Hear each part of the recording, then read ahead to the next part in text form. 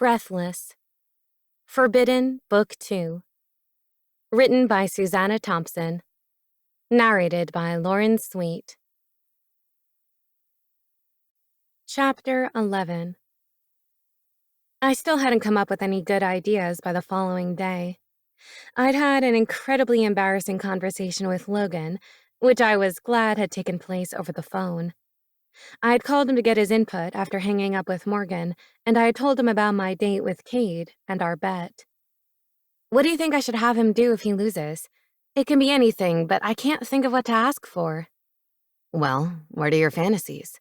You don't need to tell me, He hastened to add. Just think about what you want. His words stirred up the unease that I had felt earlier when I had been discussing the possibilities with Morgan. Do you really think he'll want something sexual? I asked worriedly. Does that frighten you? Logan questioned in concern. If he's been too rough with you, then No. I cut in quickly, not wanting him to get the wrong impression of Cade. No, he hasn't. But what if he has some fantasy that's, too kinky for you? he surmised. Yeah, I admitted.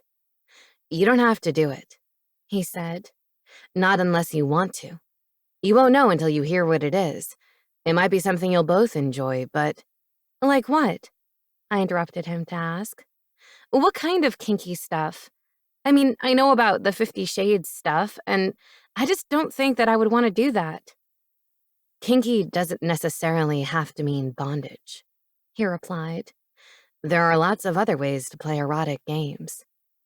Like how? I questioned, before the memory of Julia telling him to try to keep his concentration on his research surfaced in my mind. I now knew what kind of game they had been playing, because I saw the similarity to Cade telling me to keep my hands on the wheel. I suddenly felt very uncomfortable discussing this with Logan.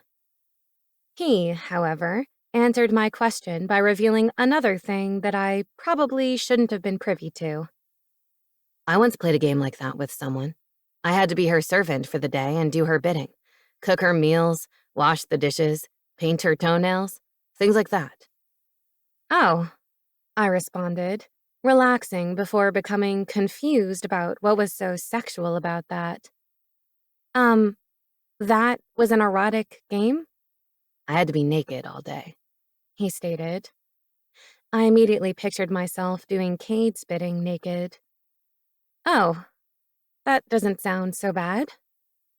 Logan responded with a knowing laugh, and intense embarrassment flooded through me. Even though he had basically admitted that he enjoyed playing games like that himself, I felt mortified to realize that I was also turned on by the thought of being Cade's naked servant, and that I would acquiesce to that if he decided it was the price for losing the bet. It doesn't sound so bad to have Cade serving you naked, Logan teased.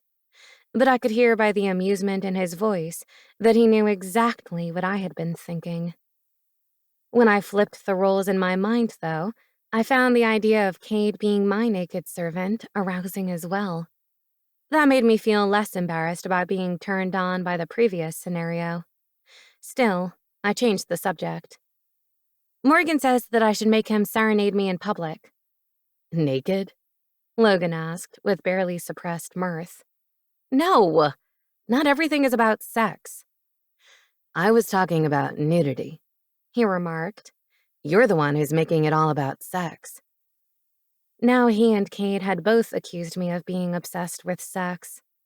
It was ironic how the tables had turned. In the past, I had been the one suspecting that Cade only wanted sex, and I had still been assuming that when I decided to have a one-night stand with him. How had I turned out to be the pervert? Nudity leads to sex, I retorted defensively. Really? Logan inquired. So if I'm naked the next time you see me, you'll have sex with me? Okay, it doesn't always lead to sex, I amended.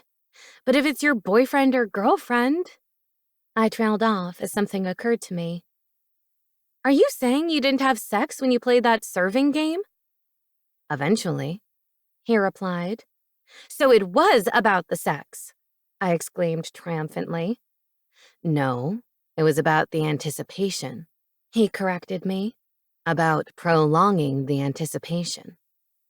Okay, I get it, I said hastily, once again feeling uncomfortable about discussing this. But there will be no nudity involved. I need something embarrassing, but not indecent. Any ideas? No, He stated. I don't spend my time thinking about ways to embarrass people. I didn't either, so I was left without a plan for when Cade lost the bet. Maybe I would just have him be my servant for the day, with clothes on. My lack of ideas didn't matter anyway, because Cade wasn't the one who lost the bet.